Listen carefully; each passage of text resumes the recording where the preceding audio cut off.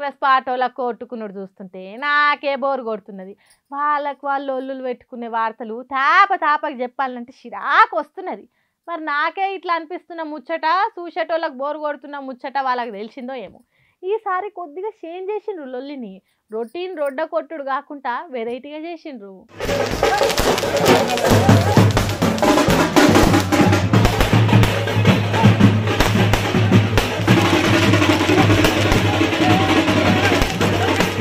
చూసిండ్రా ఈసారి ఎసోంటి ఫైటింగ్ చేసిండ్రు. ఐటీ మంత్రి శ్రీధర్ బాబు బాడీ గార్డులను కొట్టిండ్రు. కింద పడేసి పిడుగుద్దులు గుద్దేతందుకు చూసిండ్రు. కొందరైతే మీదికే ఉరికి గుడ్లూరుమే తట్టు చూసిండ్రు.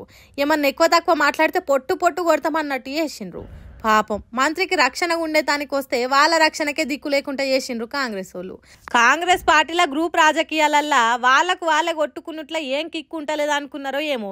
ఈసారి ఏకంగా సెక్యూరిటీ మీద దాడికి దిగబడ్డారు. మరి ఎట్లొచ్చిందో ఏం పాడో లొల్లి కానీ నందిగామ మాజీ ఎంపీటీసీకి ఆ బాడీగార్డ్ మీద కోపం సర్రునొచ్చిందట. ఆవేశంతో పోయి కింద పడేటట్టు నెట్టేసి ఇష్టం ఉన్నట్టు తిట్టి ఆగం చేసిండట. రంగారెడ్డి జిల్లా షాద్నగర్ నియోజకవర్గం నందిగామ మండల సెంటర్ల నాట్రో ట్రస్ట్ అనేటోళ్ళు అంగన్వాడీ బిల్డింగ్ కట్టిర్రట. ఆగో దాన్ని రిబ్బన కత్తిరించి షురూ చేసేటానికి మంత్రి గారిని రమ్మన్నారట. ఆడికి పోయిన శ్రీధర్ బాబు తన బాడీగార్డులతోని పోతే ఇగో గిట్లా చేసిండ్రు కాంగ్రెస్ పార్టీ కార్యకర్తలు. కనీసం మంత్రి గారు కూడా అట్లా ఎందుకు చేస్తున్నారు? కాంగ్రెస్ పార్టీ కార్యకర్తలంటే క్రమశిక్షణకు మారుపేరు అన్నట్టు ఉండాలి అని చెప్తలేడు. అంటే వాళ్ళు ఎవరు చెప్పినా ఇనరనేది శ్రీధర్ బాబు సాబుకు తెలిసే ఇవ్వాలని ఏమనలేదు కావచ్చు. ఇగో గిట్లా జరిగింది అంగన్వాడీ మేడను షురూ చేసే కార్యం. కాంగ్రెస్ పార్టీ కార్యకర్తల మజాక అన్నట్టు చేసిండ్రు. ఏందో ఏమో ఈ లొల్లిలు. సింహం ఒక అడుగు వెనకకేసిందంటే ఓడిపోతున్నట్టు కాదు, ఆగి కొట్టబోయే దెబ్బ చాలా బలంగా ఉంటుందని, అదును కోసం ఎదురు చూసి అమాంతం మీద పడి దాడి చేస్తుందని. హాగో అట్లనే చేసింది మన దేశం. మన సైన్యం కొట్టిన దెబ్బకు ఉక్కిరి బిక్కిరైనరు ఉగ్రవాద కొడుకులు. ఒక్కొక్కడు తునకలైతున్నారు. భారతదేశం జోలికొస్తే బతుకులు బర్బాద్ అవుతాయి అనే భయంలా మునిగినరట పాకిస్తాన్ ఫాల్తుగాళ్ళు. మన దేశం జోలికి రావాలనంటే, మన పేరు ఎత్తాలనంటేనే చుచ్చు వడాలి. తప్పిదారి దేశంలో కడుగు పెట్టాలనన్నా ఒంట్లే వణుకు ఉట్టేటట్టు చేస్తున్నది మన సైన్యం. ఉగ్రవాదుల గోసి ఊసి ఉరికేటట్టు చేస్తున్నది.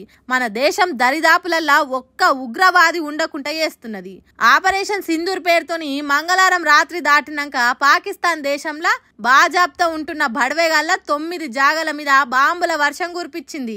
లాహోర్ పట్టణానికి 40 కిలోమీటర్ల దూరంలోనే మన దేశ సైన్యం దాడి చేసినా పాకిస్తాన్ పబ్లిక్ కు ఏం కాకుండా, ఆ దేశం సైన్యం స్థావరాలను టార్గెట్ చేయకుండా ఒక్క ఉగ్రవాద స్థావరాల మీదనే తూటాలు వేల్చిందట. అట్లా చేసుడితోని కరుడుగట్టిన కంత్రిగాళ్ళు చాలా మంది శరీరాలు తూట్లైనాయట. ఉగ్రవాద ఉల్ఫాగాళ్ళు 50 మంది కంటే ఎక్కువనే పానాలు వదిలి పండ్లిగిలిచ్చిండ్రని అంటుర్రు. వీలుగాక ఇంకెంతమంది చచ్చిండ్రో లెక్కలు బయట పడాల్సి ఉన్నది. అయితే మనోళ్ళు గురిపెట్టి కాల్చి చంపిన స్థావరాలు మామూలు కావట. కరుడుగట్టిన కసబ్గానికి డేవిడ్ హెడ్లీ అనే టోనికి మనుషులను ఎట్లా చంపాలి, మంది దేశాలను ఎట్లా నాశనం చేయాలి అనేది శిక్షణ ఇచ్చిన స్థావరాలట. ఈ 9 స్థావరాలే కాదు, మొత్తం 21 ఉగ్రవాద జాగాల మీద మన సైన్యం కన్నేసిందట.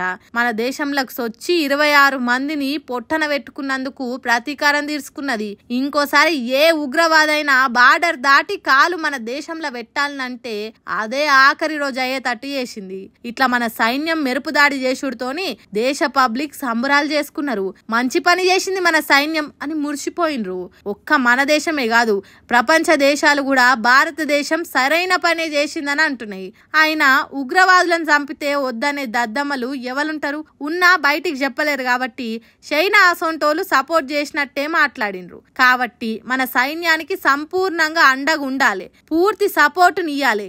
దేశమంతా ఒక్కటై ఉగ్రవాదం మూసే లేకుండా చేయాలి. జై భారత్, జై భారత్ సైన్యం.